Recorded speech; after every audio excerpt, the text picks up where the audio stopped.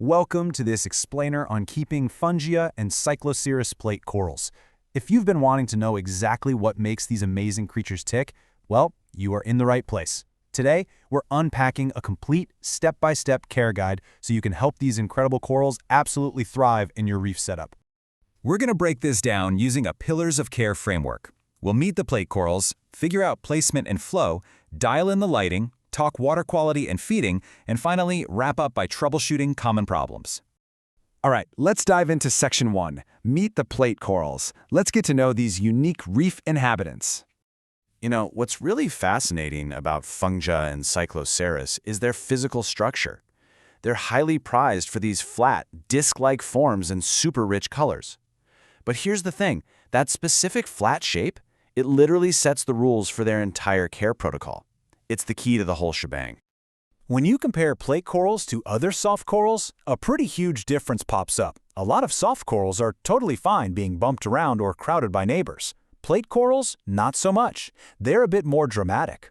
They get easily stressed out by direct turbulence and repeated physical contact, so you've really got to be proactive about their environment.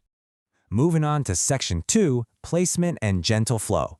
Let's talk about creating the right physical space. I absolutely love how the source material frames this concept. Treat placement as a protection problem. It's such a brilliant mindset shift, right? You aren't just plopping a coral wherever it looks pretty. Spatial placement has to be an active defense mechanism. You are literally protecting the coral from its own environment. So how do we do that? Well, placement is all about creating a safe zone to avoid tissue damage and shading.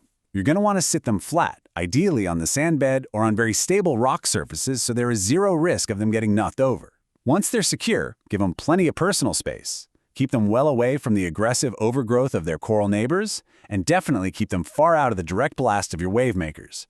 When you're setting up that safe zone, you're aiming for an indirect, gentle flow. It's a delicate balance. You need just enough water movement to keep detritus from settling on top of the coral, but you absolutely don't want to blast the plate with a direct stream of water. Now, you might be wondering, how do I know if I've messed up the flow? Well, the coral will literally tell you. If you see the coral's tissue waving really hard, or if it's actually physically shifting its position on the sand bed, that flow is just way too strong. That constant physical pushing is going to stress the animal out big time. Let's jump to Section 3, Lighting and Safe Acclimation. Here's where we talk about the power of gradual adjustments. Lighting is definitely not a set-it-and-forget-it kind of deal. While most hobbyists find success starting out with moderate lighting, the real trick here is gradual acclimation. This is absolutely crucial for new frags or wild specimens that easily get shocked. From there, let your eyes be your guide.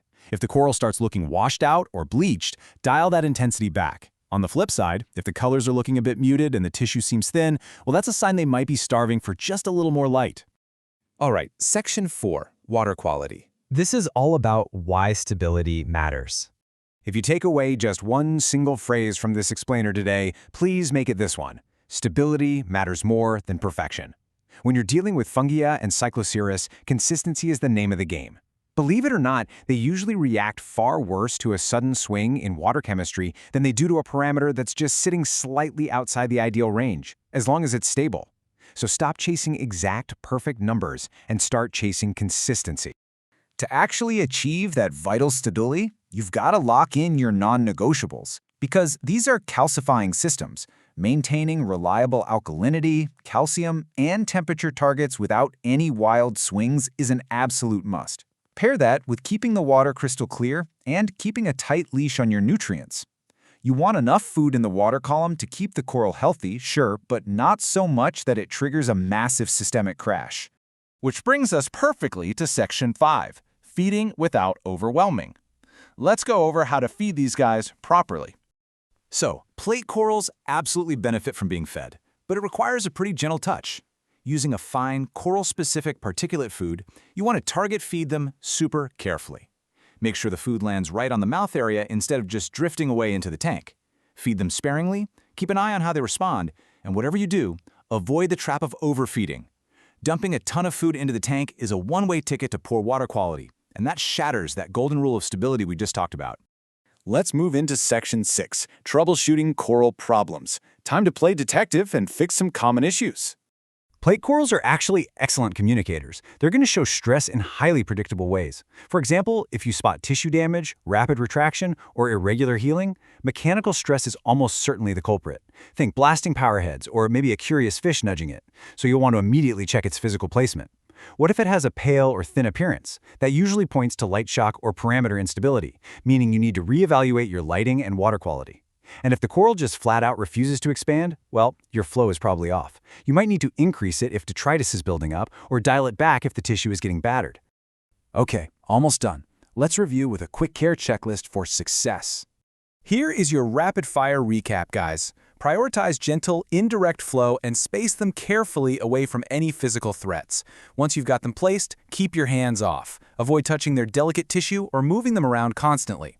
If you do need to make environmental tweaks, especially with your lighting or water parameters, make them incredibly slowly. Master these basics, and you are going to be rewarded with amazing long-term growth and durable, standout colors. Which leaves us with the ultimate question. After looking at their very specific needs for steady flow, careful placement, and most importantly, stable water parameters, is your reef tank truly stable enough for a plate coral? Take a really hard look at your maintenance routine and your tank's consistency before bringing one of these amazing creatures home. Thanks so much for joining me on this explainer, and happy reefing.